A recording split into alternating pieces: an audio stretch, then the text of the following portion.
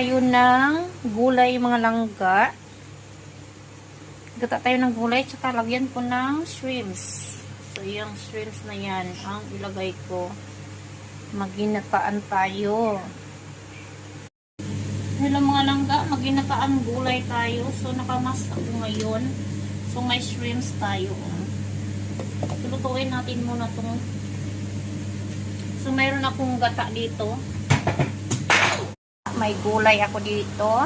So, maginataan na ako ng shrimps with gulay, kalabasa, carrots, talong, okra, at saka yung cauliflower. So, ayan yung aking recipe ngayong. Ayan mga langga, magluto na tayo.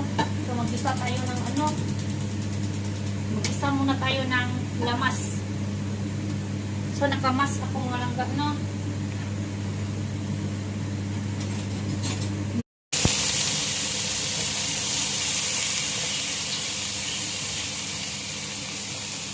So, ilagay natin itong shrimps mamaya.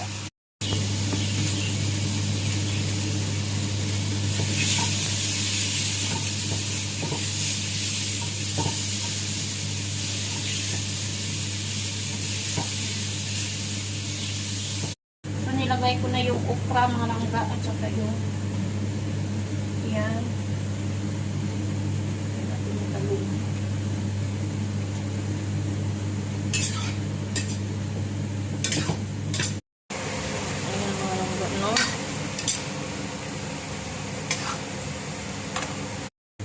Lagyan natin ng oyster sauce. Ay, yung sauce o yung mga langga.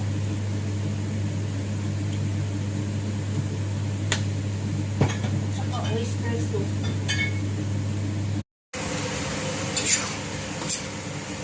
Pinataang gulay na may shrimps.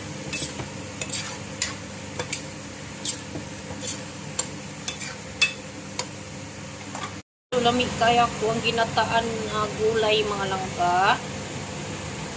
Ginataang gulay with shrimps.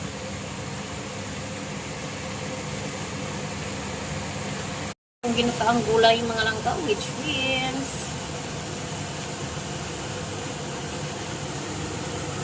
Mga langga, ginataang gulay with shrimps. Yan, ang sarap mga langga. Oh. So, kalami yun, mga langga. Uy, nadaghan man ako kuan.